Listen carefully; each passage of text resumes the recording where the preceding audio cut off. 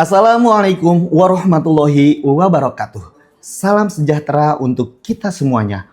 Perkenalkan, saya Dede Mulyana SEMM, salah satu dosen dari Fakultas Ekonomi dan Bisnis Universitas IPIJA dari program studi S1 Manajemen. Perkenankan saya kali ini untuk menjelaskan mata kuliah yang saya ampuh, yaitu mata kuliah MSDM 2 atau Manajemen SDM 2 dengan metode DII atau Delivery Interaction and Assessment. Video ini dibuat dengan tujuan untuk memenuhi salah satu persyaratan sertifikasi dosen tahun 2025, yaitu pernyataan diri dosen dalam unjuk kerja Tridharma Perguruan Tinggi atau PDD UKT-PT, khususnya di aspek pengajaran. Deskripsi mata kuliah Manajemen Sumber Daya Manusia 2. Mata kuliah MSDM 2 adalah merupakan mata kuliah lanjutan dari MSDM 1 yang isinya merupakan aplikasi dari berbagai teori di mata kuliah MSDM 1. Manajemen SDM 2 bertujuan untuk membekali mahasiswa baik dalam ranah sikap, pengetahuan, dan juga keterampilan terkait pengelolaan sumber daya manusia dalam suatu organisasi. Capaian pembelajaran lulusan atau CPL program studi S1 Manajemen yang dibebankan mata kuliah ini yaitu terdiri dari ranah sikap, pengetahuan, keterampilan umum, dan keterampilan khusus. Untuk capaian pembelajaran mata kuliah atau CPMK atau kemampuan yang diharapkan yaitu 1. Mahasiswa mampu menguasai konsep fungsi-fungsi organisasi atau sumber daya manusia dan konsep-konsep manajemen fungsional.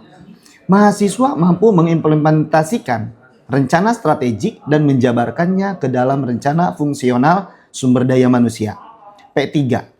Yang ketiga, mahasiswa mampu mengambil keputusan secara tepat dalam konteks penyelesaian masalah di bidang keahliannya berdasarkan hasil analisis informasi dan data. 4. Mahasiswa mampu menunjukkan sikap bertanggung jawab atas pekerjaan di bidang keahliannya secara mandiri. Materi pembelajaran pada mata kuliah ini akan membahas tentang strategic manajemen sumber daya manusia, keterampilan dan penguasaan komunikasi yang efektif, peran dan fungsi kepemimpinan atau leadership, audit sumber daya manusia, analisis dan job desk, kompensasi atau komponen upah dan proses evaluasi kinerja dalam pemberhentian atau menghitung pesangon. Sistem pembelajaran atau metode perkuliahan di mata kuliah MSDM 2 dilakukan dengan secara tatap muka di ruang kelas maupun menggunakan tools web conference seperti Zoom Meeting atau Google Meeting. Metode pembelajaran pada mata kuliah ini dalam proses pembelajaran di perkuliahan MSDM 2 menggunakan pendekatan Student Centered Learning atau metode pembelajaran aktif dengan menggunakan peran dan keaktifan mahasiswa dalam proses pembelajarannya dengan berbagai metode diantaranya case-based learning dan project-based learning. Pembelajaran MSDM 2 ini dilakukan selama 16 pekan di mana 7 pekan pertama sebelum UTS, lalu 1 pekan pelaksanaan UTS, lalu 7 pekan sebelum UAS, dan 1 pekannya yaitu ujian akhir semester. Sistem penilaian mata kuliah atau teknik dan indikator sesuai dengan RPS, bobot penilaian kehadiran 10%, UTS 20%, tugas 35%, dan UAS 35%. Evaluasi pembelajaran mata kuliah MSDM didapatkan dari kuis interaktif, penugasan, diskusi kelompok, UTS, dan UAS. Kuis interaktif dilakukan saat perkuliahan dan penugasan terstruktur baik secara mandiri maupun kelompok. Lalu diskusi kelompok di mana penilaiannya didasarkan pada rubrik penilaian diskusi yang di dalamnya memuat aspek penilaian skor penilaian. Demikian informasi yang saya sampaikan mengenai mata kuliah Manajemen Sumber Daya Manusia 2 untuk mahasiswa program studi S1 Manajemen Fakultas Ekonomi dan Bisnis Universitas IPIJA. Berikutnya merupakan cuplikan dari proses pembelajaran yang saya laksanakan secara tatap muka di ruang kelas. Selamat menyaksikan. Assalamualaikum warahmatullahi wabarakatuh. Waalaikumsalam warahmatullahi wabarakatuh. Salam hormat dan salam sejahtera untuk teman-teman semuanya. Apa kabar untuk hari ini? Alhamdulillah. Sehat? Iya, puji syukur kepada Tuhan Yang Maha Esa. Sebelum kita memulai perkuliahan hari ini, alangkah baiknya apabila kita berdoa ya. Maka dari itu saya minta tolong kepada satu orang teman perwakilan dari mahasiswa yang ingin membantu saya untuk membacakan doa pada pagi hari ini. Siapa? Saya, Pak. Mega. Oke, silakan, Neng. Baik, teman-teman semua, sebelum melaksanakan perkuliahan pada hari ini, alangkah baiknya kita berdoa terlebih dahulu. Berdoa menurut kepercayaan masing-masing, berdoa mulai. Berdoa selesai. Terima kasih. Baik, terima kasih Neng Mega ya yang telah memandu kita perkuliahan hari ini. Mudah-mudahan ilmu yang kita dapatkan hari ini dijadikan ilmu yang bermanfaat dunia akhirat. Amin. Ya Allah ya Rabbal Alamin. Pada hari ini saya ingin menyampaikan kepada teman-teman semuanya, sebelum kita melakukan perkuliahan untuk para mahasiswa, kita lakukan presensi terlebih dahulu. Teman-teman silakan dipersiapkan gadgetnya, dibuka linknya, dan presensi terlebih dahulu. Baik, silakan di scan barcode-nya terlebih dahulu untuk perkuliahan kita hari ini.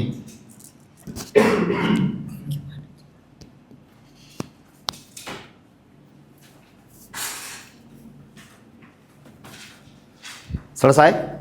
Baik para mahasiswa semuanya, sesuai dengan satuan acara perkuliahan kita atau dari berita acara perkuliahan kita, seperti yang sudah tadi para mahasiswa lakukan scan barcode atau presensi, di situ kita terlihat materi kita hari ini adalah terkait dengan pemberhentian kerja. Saya selaku dosen MSDM 2 akan menjelaskan terkait dengan pemberhentian kerja atau pemutusan hubungan kerja. Kira-kira teman-teman di kelas ini ada yang bisa menyampaikan apa itu pemutusan hubungan kerja? Oke. Perkenalkan Pak, nama saya Timothy. Yes. Saya akan menjelaskan mengenai pemberhentian kerja. Pemberhentian kerja itu pemutusan hubungan kerja yang dilakukan karena suatu hal yang dilakukan yang mengakibatkan putusnya hak dan kewajiban pekerja atau buruh terhadap majikan atau pengusaha. Pemutusan hubungan kerja ini ditentukan oleh Undang-Undang Republik Indonesia Nomor 13 Tahun 2003 yang mengenai ketenaga kerjaan, Pak. Oke, tepuk tangan dulu untuk Timothy. Terima kasih. Biasa, betul sekali. Pemutusan hubungan kerja adalah berakhirnya masa kerja antara si pemberi kerja dan penerima kerja. Jadi ketika seseorang yang sudah bekerja, ada beberapa hal yang mengakibatkan terjadinya pemutusan hubungan kerja. Di antaranya kasus yang ini disampaikan berdasarkan kasus yang ada di Indonesia, kasus pemutusan hubungan kerja pada tahun 2025 khususnya hingga bulan Mei menunjukkan angka yang cukup signifikan di tahun 2025. Di mana Kementerian Ketenagakerjaan mencatat 26.455 kasus PHK hingga 20 Mei 2025, berbeda dengan Asosiasi Pengusaha Indonesia yang mencatat angka sebesar 73.992. Artinya tingkat pengangguran PHK pemutus hubungan kerja itu banyak sekali terjadi di negara kita. Perusahaan-perusahaan besar pun menjadi salah satu korban pemutusan hubungan kerja. Ada beberapa komponen yang perlu kita perhatikan pada saat terjadinya pemutusan hubungan kerja. Yang pertama, kita harus bisa melihat bagaimana uang pesangon, di mana uang pesangon yaitu pemberian berupa uang dari pengusaha kepada pekerja sebagai akibat adanya pemutusan hubungan kerja. Yang kedua yaitu uang penghargaan masa kerja atau UPMK. Yang ketiga adalah uang ganti rugi atau pemberian berupa uang dari pengusaha kepada pekerja sebagai ganti istirahat tahunan. Yang keempat adalah uang pisah. Penghitungan pesangon pada saat ini ketika kita mengacu kepada Undang-Undang 13 tahun 2003 tadi, maka para mahasiswa harus mengetahui bagaimana pasal 156 ayat 2 mengatur tentang acuan perhitungan minimal uang pesangon. Nah, yang perlu diperhatikan oleh teman-teman semuanya adalah para mahasiswa harus mengetahui bagaimana besaran pesangon yang diterima berdasarkan 4 komponen tadi.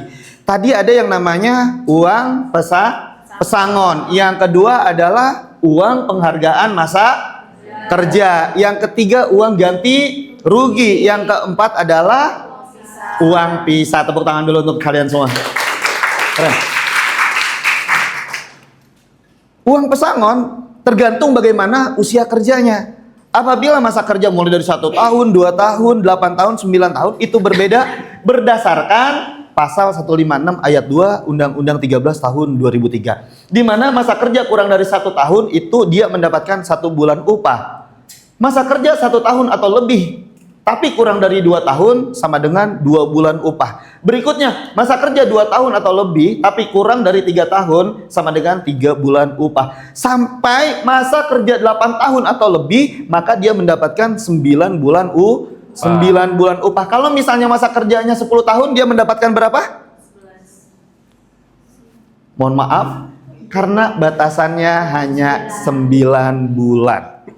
Kalau misalnya 10 tahun, mendapatkan 9. Kalau misalnya 15 tahun, 20 tahun, tetap 9. Ya, jadi pengalinya adalah 9 kali sekian. Maka dari itu buat teman-teman semuanya, nanti ketika menghitung upah pesangon, kita ada model perhitungannya. Sampai sini kira-kira bisa dipahami? Oke, di uang pesangon. Kemudian uang penghargaan masa kerja. Uang penghargaan masa kerja ini sesuai dengan pasal 156 ayat 3 yang mengatur tentang pemberian uang penghargaan masa kerja kepada pekerja yang sudah bekerja 3 tahun atau lebih. 3 tahun atau lebih. Kalau misalnya dia kurang dari 3 tahun, kira-kira mendapatkan uang pisah enggak? Enggak. Mohon maaf, uang penghargaan masa kerja? Enggak dapat. Dia menyatakan di sini masa kerja 3 tahun atau lebih tapi kurang dari 6 tahun, maka dia mendapatkan uang pisah 2 bulan. Yang kedua, berikutnya masa kerja 6 tahun atau lebih tapi kurang dari 9 tahun, maka dia mendapatkan 3 bulan. Kelipatan 3 tahun sampai dengan usia masa kerja 24 tahun atau lebih, dia mendapatkan 10 bulan upah. Baik, para mahasiswa, apa yang tadi saya sampaikan terkait dengan pemberhentian kerja, pesangon, UPMK, uang pisah, uang ganti rugi, ada yang ingin ditanyakan? Izin Pak, saya menanya Pak. Perkenalkan, nama saya Abdul Aziz Nurmansyah. Izin bertanya Pak, kenapa silakan. Banyak perusahaan yang melakukan PHK terhadap karyawannya tapi karyawan tersebut tidak mendapatkan pesangonnya Pak? Baik, kasih tepuk tangan yang meriah untuk Aziz atas pertanyaan yang luar biasa sekali. Kasus di Indonesia banyak terjadi. Kenapa perusahaan ketika melakukan pemutusan hubungan kerja tapi tidak memberikan hak pesangon kepada pekerjanya? Nah, ini adalah satu kasus di Indonesia yang banyak terjadi. Kenapa? Karena perusahaan tersebut tidak mau mengikuti aturan dari pemerintah. Artinya mereka sudah berani untuk melawan pemerintah. Sementara undang-undang sudah mencatat ya bahwasanya ketika seorang tersebut ketika diberikan pemutusan hubungan kerja, maka dia berhak untuk menerima hak pesangon. Berbeda ketika mereka yang mengundurkan diri. Kalau mereka mengundurkan diri, sudah pasti tidak akan mendapatkan uang pesangon, hanya mendapatkan uang pisah. Itu pun kalau misalnya si yang mengundurkan diri secara baik-baik dan tercatat 30 hari atau sebulan sebelum dia mengundurkan diri, dia sudah mengajukan permohonan pengunduran dirinya, maka dia akan mendapatkan uang pisah. Nah, berbeda dengan pemutusan hubungan kerja ketika perusahaannya melakukan PHK sepihak, tapi tidak memberikan pesangon, maka dari itu ada hak karyawan yang harus diperjuangkan. Kita punya lembaga hukum, kita punya Kementerian Ketenagakerjaan yang dimana wajib untuk melakukan pembelaan terhadap para tenaga kerja. Bisa dipahami teman-teman semuanya? Bisa. Oke. Baik para mahasiswa semuanya, hari ini saya punya studi kasus untuk teman-teman. Lebih pilih mana terkait dengan pemberhentian kerja? Apakah lebih memilih Undang-Undang Cipta Kerja atau lebih memilih Undang-Undang 13 tahun 2003? Kira-kira menurut teman-teman, menurut para mahasiswa, mana yang lebih menguntungkan kepada karyawan? Silakan dibagi dua. Yang sebelah sini untuk Undang-Undang Cipta Kerja, yang sebelah sini adalah Undang-Undang 13 tahun 2003. Oke, bisa dimulai? Siapa? Oke, silakan dibagi kelompoknya.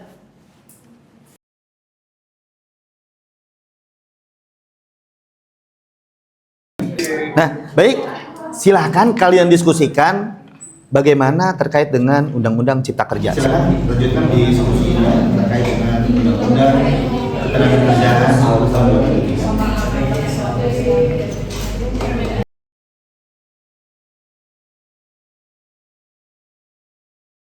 Baik para mahasiswa semuanya, 10 menit sudah berlalu terkait dengan diskusi masalah daripada dua undang-undang yang akan kita sampaikan. Apakah undang-undang Omnibus Law atau Undang-Undang 13 tahun 2003 yang akan menjadi pembahasan hari ini. Silakan untuk kelompok yang sebelah sini, siapa yang akan mewakilinya? Ya, Pak. Siapa namanya? Fadial Ramis. Fadil Ramis. Ya. Bagaimana hasil kesimpulan diskusinya?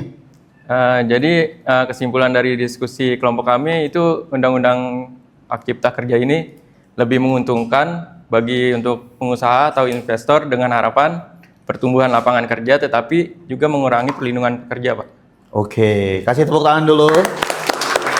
Berarti dari kelompok ini lebih menguntungkan hak pengusaha. Iya, Pak. Pengusaha. Oke, tapi bagaimana dengan pendapat kelompok berikutnya? Bagi kelompok ini yang berdiskusi diwakili oleh siapa? Saya, Pak. Oke, siapa namanya? Kathleen Kathleen. Miranda. Oke. Kathleen apa? Kathleen Miranda. Oh, Kathleen Miranda. Silakan Kathleen. Untuk kelompok UU nomor 13 tahun 2003 itu lebih menguntungkan, Pak, karena bagi karyawan dalam hal perlindungan hak-hak dasar seperti upah minimum, pesangon dan jaminan sosial yang lebih kuat dan jelas. Oh, jadi lebih menguntungkan Undang-Undang Nomor 13. 13 tahun 2003. Ya. Baik. Para mahasiswa semuanya, tepuk tangan untuk kalian. Luar biasa. Dua diskusi hari ini luar biasa. Yang satu lebih menyatakan bahwasanya lebih menguntungkan Undang-Undang 13 tahun 2003 yang dimana tadi lebih menguntungkan atau lebih mengutamakan hak pekerjanya. Sementara tadi di kelompok yang sebelah itu adalah lebih menguntungkan dari pihak pengusahanya. Para mahasiswa semuanya, dua undang-undang ini sebetulnya bagus. Ini adalah penyeimbang antara pengusaha dan karyawan. Maka nanti tinggal pilihlah mana perusahaan yang akan menentukan terkait dengan pesangon seseorang. Pesangon itu beberapa hal yang akan kita sampaikan terkait nanti materi berikutnya dengan perhitungan-perhitungan yang mana sesuai dengan Undang-Undang Cipta Kerja atau lebih menguntungkan terkait dengan Undang-Undang 13 tahun 2003. Baik, saya akan sampaikan nanti terkait upah atau jumlah besaran yang diterima oleh hak pekerja seperti di slide berikut ini. Para mahasiswa semuanya kembali ke duduk posisi seperti tadi awal, seperti semula. Silakan. Dari hasil diskusi tadi kita bisa menyimpulkan dari tabel yang kita perhatikan di depan ini, hak-hak pekerja di mana ketika dengan alasan pemutusan hubungan kerja, yang pertama yaitu pengunduran diri. Pengunduran diri ada dua, yaitu secara baik-baik mendadak dan secara baik-baik mengikuti prosedur 30 hari sebelum tanggal pengunduran diri. Jika pengunduran diri secara baik-baik mendadak, maka dia hanya mendapatkan uang penggantian hak. Jika dia mengundurkan dirinya 30 hari sebelum tanggal pengunduran diri, dia mendapatkan uang penggantian hak 1 kali dan uang pisah 1 kali. Kemudian berakhirnya kesepakatan kerja waktu tertentu atau berakhirnya masa kerja waktu tertentu untuk pertama kali, maka dia hanya mendapatkan uang penggantian hak pasal 156 ayat 4. Kemudian mencapai usia pensiun, dia mendapatkan, nah ini yang menjadi pembeda dari Undang-Undang Cipta Kerja tadi ya. Dia di undang-undang sebelumnya dia mendapatkan 2 kali uang pesangon, 1 kali uang penghargaan masa kerja, dan 1 kali uang penggantian hak pasal 156 ayat 4 dan seterusnya. Untuk para mahasiswa semuanya, sampai di sini terkait dengan tabel yang sudah disampaikan tadi, apakah ada yang ingin dipertanyakan? Saya, Pak. Baik. Saya ingin bertanya, Pak. Siapa tadi namanya? Lailani. Lailani. Oke, silakan Lailani. Bagaimana jika ada seseorang yang baru bekerja selama 2 tahun, kemudian ia tuh meninggal dunia? Apakah itu tetap dapat pesangon atau tidak? Terima kasih atas pertanyaannya dari Lailani. Tepuk tangan dulu untuk teman-teman semuanya. Pertanyaan yang sangat bagus sekali. Apabila dia kerja baru 2 tahun, Iya, Pak. terus meninggal dunia, apakah tetap mendapatkan pesangon? Iya, tetap dia mendapatkan hak pesangonnya. Berapa jumlahnya? Nah, berdasarkan undang-undang ini dia mendapatkan 2 kali daripada gaji pokoknya. Ya, jadi dia tetap mendapatkan hak sebagai pekerja. 2 kali berapa tahun dia bekerja, kemudian uang penghargaan masa kerja yang tadi sudah disampaikan, dan uang penggantian hak pasal 156 ayat 4 tadi. Jadi dia mendapatkan 3 hak, yaitu ketika dia meninggal dunia 2 kali uang pesangonnya, kemudian uang penghargaan masa kerja, dan juga uang penggantian hak. Maka dari itu, walaupun sudah bekerja, ketika dia meninggal dunia, walau hanya 2 tahun atau 1 tahun, dia tetap harus mendapatkan hak pesangonnya. Siapa yang menerimanya? Ahli waris. Ahli warisnya. Tepuk tangan untuk kita semuanya.